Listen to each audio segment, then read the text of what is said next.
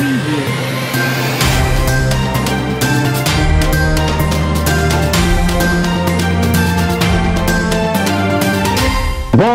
et bienvenue dans le grand journal. Au sommaire de cette édition. Le verdict est tombé dans l'affaire des députés de la majorité présidentielle impliqués dans le trafic des passeports diplomatiques et puis politiques. Les nerfs sont tendus dans l'arène politique après la sortie d'Ousmane Sonko. Le journaliste Madiambal Diagne n'a pas tardé à apporter sa réplique. Les détails, c'est dans ce journal. Et puis les coupures d'électricité sont devenues de plus en plus fréquentes dans la capitale sénégalaise, chose que les citoyens déplorent. Vous leur entendrez dans ce journal. À l'actualité internationale, la page sportive mettront fin à cette édition de développement. C'est tout de suite.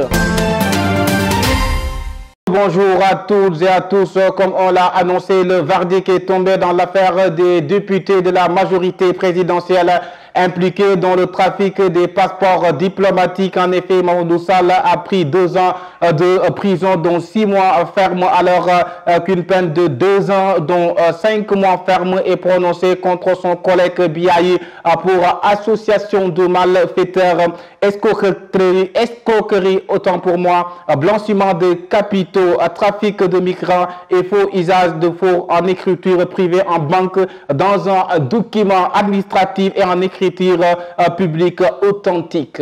Après ce verdict, on va parler des coupures d'électricité qui sont devenues de plus en plus fréquentes dans la capitale sénégalaise. Une situation qui rend difficile la vie quotidienne de certaines populations, surtout en cette période de chaleur.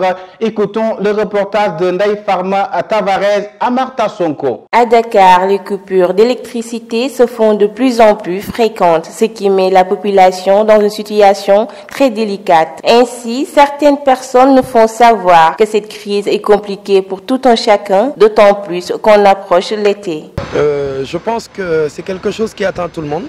C'est quelque chose de très dur à vivre, surtout avec la chaleur éventuellement et vraiment toutes les difficultés que les gens vivent éventuellement actuellement avec la recrudescence et tout.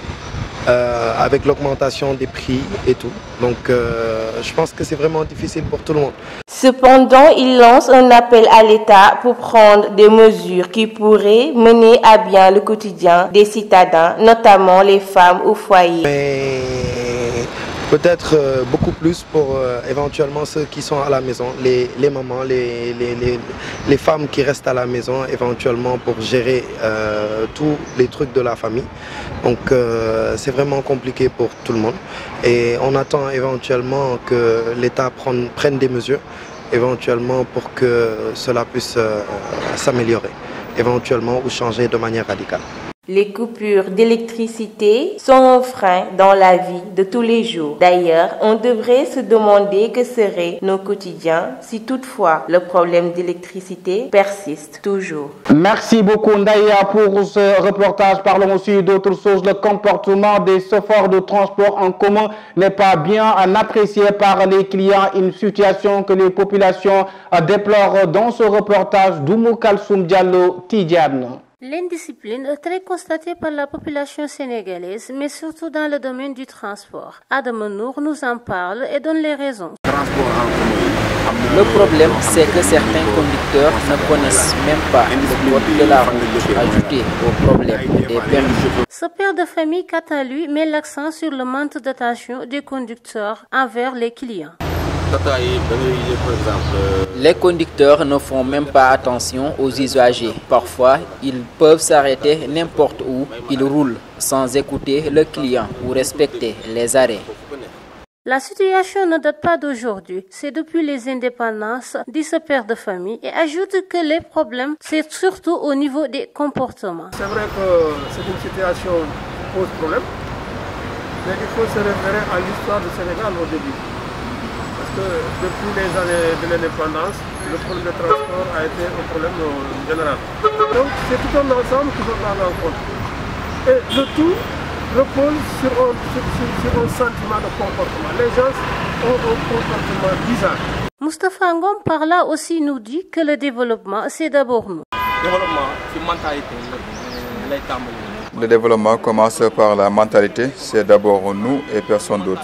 Problème d'incompréhension, de mentalité et d'éducation ou encore du non-respect des codes de la route. En tout cas, les responsabilités sont partagées. Du coup, les Sénégalais interpellés appellent à plus de discipline, aussi bien chez les usagers que les transporteurs, et aussi à l'État de l'aide pour éradiquer ce fait. Merci beaucoup Mou Kalsoum pour ce reportage. Parlons aussi de la politique. La marmite bout avant les 100 degrés. Les nerfs sont tendus dans l'arène politique après la sortie d'Ousmane Sonko. Madiambal Diagne ne tarde pas à sa réplique. Même si Sonko n'a pas prononcé son nom, le patron de Avenir Communication s'est identifié.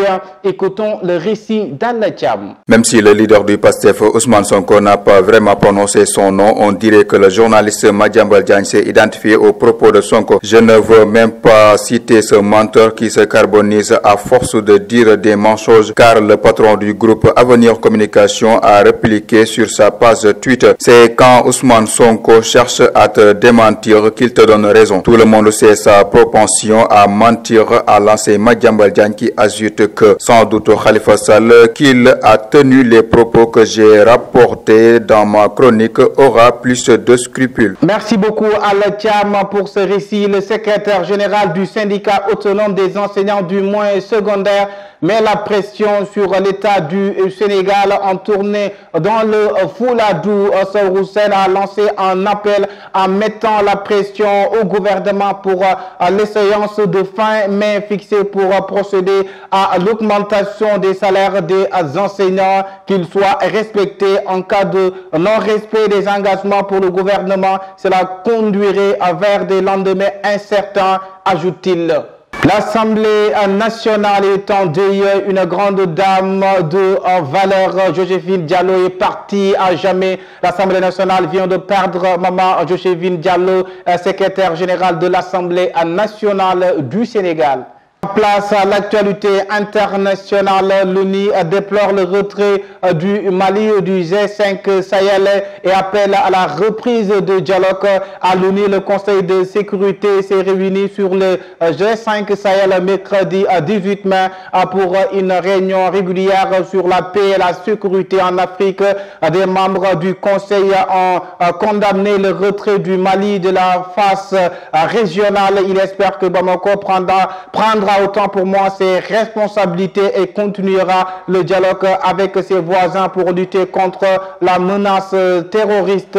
Ils ont réclamé un renforcement du mandat de la MINUSMA. Et puis au Burkina Faso, la tension est retombée dans la commune de Houndé. Lundi 16 mai, des orpailleurs artisanaux en colère se sont rendus sur le site de la mine d'or Gold Opération. Bilan, 8 travailleurs du site industriel ont été blessés. Des véhicules incendiés à l'origine de ces tensions. La volonté des responsables de la mine détenue par le groupe canadien Endeavour Mining d'expulser les orpailleurs artisanaux installés sur la concession. Après une journée de troubles, le calme est donc revenu. Après l'actualité internationale, maintenant place à l'actualité sportive. Didier Deschamps a convoqué Boubacar Kamara en équipe de France pour les prochains matchs des Bleus en Ligue des Nations. Une convocation qui surprend tout le monde quand on sait que le milieu de terrain olympien avait pourtant donné son accord de principe au sélectionneur du Sénégal, Aliou Cissé. Toujours en sport, l'affaire de Gana Gueye continue de défrayer la chronique. La Fédération française de football s'est saisie du dossier. Son Conseil national de l'éthique a adressé une sorte de demande d'explication au milieu de terrain sénégalais du PSG pour notamment l'inviter à clarifier sa position. Jusqu'à la Fédération internationale des associations de footballeurs professionnels, le syndicat mondial des joueurs pro ne s'est pas prononcé sur l'affaire, mais manifestement ce n'est pas un manque d'intérêt pour le sujet ni un évitement. Et nous terminons avec Abdoul Al-Nasseri, responsable de la sécurité lors de la Coupe du Monde 2022 au Qatar. Si vous voulez exprimer votre point de vue sur la cause LGBT, faites-le dans une société où elle sera acceptée. Ne venez pas insulter toute une société. On ne changera pas de religion pendant les 28 jours.